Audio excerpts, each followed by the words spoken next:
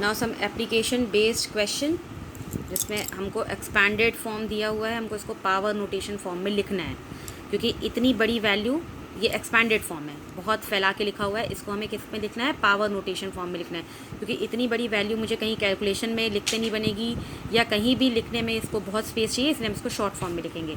तो कैसे लिखेंगे? अब इसमें डेसिमल मुझे कहीं भी नहीं दिख रहा है, तो डेसिमल कहाँ पर है? यहाँ लास्ट में है, ठीक है, पूरे ज़ीरोज़ के बाद, और मुझे इसको लाना कहाँ पर है? 1.9 लाना है मुझे। तो हमने लिख लिया 1.9। अब आप क्या करोगे? केवल काउंट कर लो कि 9 के बाद या इधर से कितने ज़ीरोज़ हो रहे हैं। तो 1 फर्स्ट मूव करेगा तो ये ज़ीरो काउंट होगा, तो 1 2 3 4 5 6 7 8 9 10 11 12 13 14 15 16 17 18 19 20 21 22 23 24 25 26 27 28 29 30 31 32 और 33। मतलब ये हो गया 10 टू दी पावर 33। इतनी लार्ज वैल्यू को हमने क्या कर दिया? शॉर्ट फॉर्म में लिख दिया। ठीक है, क्रॉस चेक करना है तो एक बार चेक कर सकते हैं कि यहाँ पर डेसिमल के बाद 33 डिजिट्स हैं या नहीं, तो दोबारा से चेक कर सकते हैं। ठीक है, तो 1 2 3 4 5 6, या ये 3 के पेयर्स में दिया हुआ है, तो 3 2 6, 3 3 9, 3 4 12, 3 5 15, 3 6 18, 3 7 21, 3 8 24, 3 9 27, 3 10 30। 30 के बाद 1 2 3 का मूव और हो गया, तो ये 33 की पावर आ गई, और पॉजिटिव पावर आएगी। क्यों? क्योंकि बहुत लार्ज वैल्यू को हमने क्या कर दिया? एकदम शॉर्ट फॉर्म में लिख दिया। Mass of an electron, electron बहुत छोटा सा एक मतलब वैल्यू होता है, या एक क्या कहना चाहिए, एक पीस होता है, जब हम लोग साइंस में पढ़ते हैं। तो अब इसको मुझे, ये बहुत छोटी वैल्यू है, ये भी मैं कैलकुलेशन में कैरी नहीं कर सकती, तो मुझे ये डेसिमल कहाँ चाहिए? इस ज़ीरो के बाद तो नहीं चाहिए, नहीं तो ये 9110 बना देगा। तो मुझे ये कहाँ चाहिए? Anyhow I want to put the decimal between 9 and 1। 9 और पहले वाले 1 के बीच में चाहिए।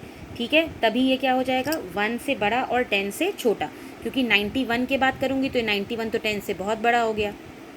अब यहाँ पे भी काउंट कर लेते हैं कितना कितना हो रहा है पेयर। 3 1 3, 3 2 6, 3 3 9, 3 4 12, 3 5 15, 3 6 18, 3 7 21, 3 8 24, 3 9 27, और एक एक्स्ट्रा मूव और होगा, तो 27 के बाद क्या आ जाएगा? 28। तो I will write the number as 9.110 into 10 to the power 28। और कौन सा 28? क्योंकि ये बहुत ही ज़्यादा छोटी वैल्यू थी, और हमने इसको लार्ज बना दिया, 9.1 बना दिया हमने इसको, जबकि ये तो बहुत ही छोटी वैल्यू थी। तो ये यहाँ पर क्या आ जाएगा? नेगेटिव का साइन आ जाएगा।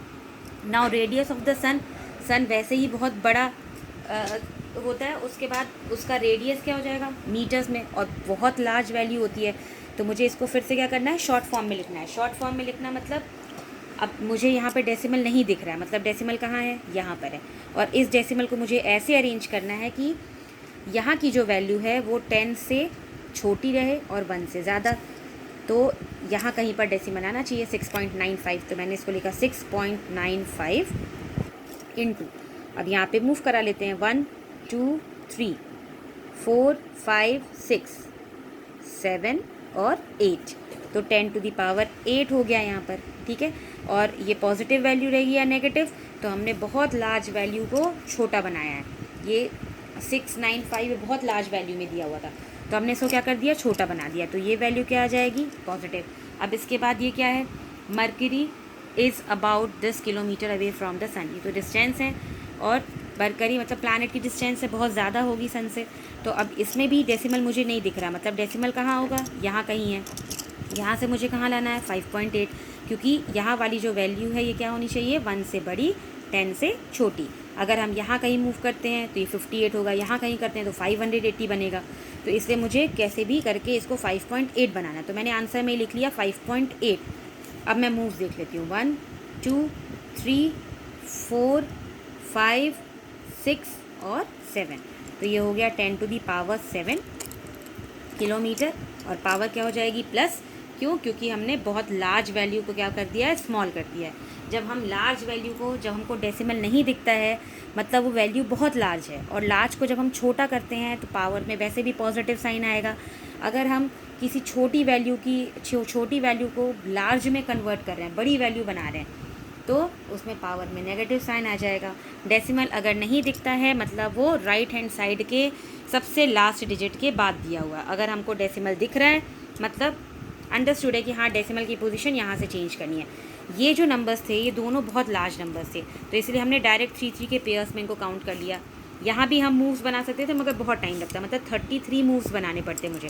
अगर मैं बनाऊँ तो 1 2 3 4 5 6 7 8 9 10 11 12 13 14 15 16 17 18 19 20 21 22 23 24 25 26 27 28 29 30